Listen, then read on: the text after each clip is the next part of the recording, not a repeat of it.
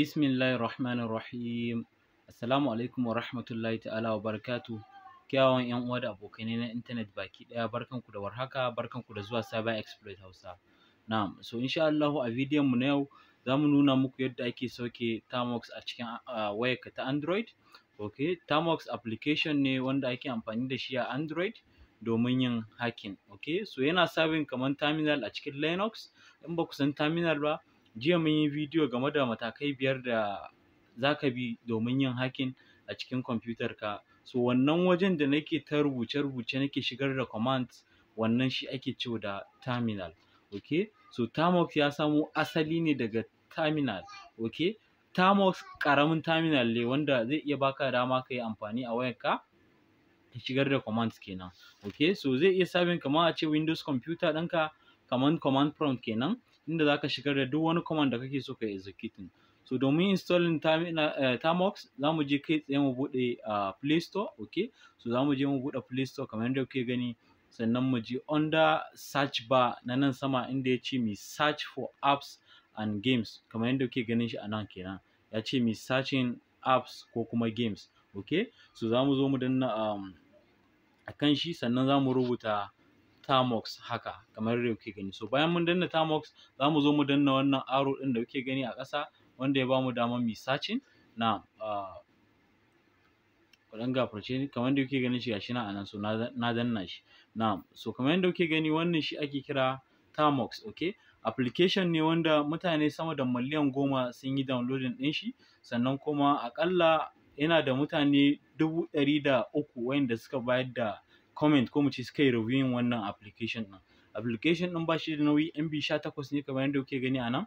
Okay, sannan kuma za mu iya zuwa mu ga hotuna game da wannan application ɗin kamar yadda kuke gani. Wayannan commands ne uname -a da zai baka daman bayyana sunan wayar da kake running Termux a kai. Okay, so akwai commands da yawa wanda za ku iya amfani da shi a cikin Termux. Okay, za ku iya rubuta programming, kowane irin program ne a cikin Termux.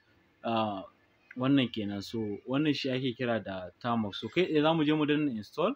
Okay, so bari mu je mu koma baya, za mu je mu danna install a nan wajen kamar yadda kuke gani mun danna install. So za mu jira shi ya fara mana installing. Okay, so wannan shi ake kira da Termux. Na'am, so kafin ya fara mana installing bari mu je can ƙasa mu ga yanayin yadda mutane suka yi rating nashi. Dan gafarce ni bai fara ba, hakan ya faru ne sakamakon ba ni da network mai ƙarfi. Okay, so bari mu ɗan jira shi ya fara. So bari na ɗan yi pausing wannan bidiyon kafin ya fara. Okay, so kamar yadda kuke gani ya ɗan fara yin downloading.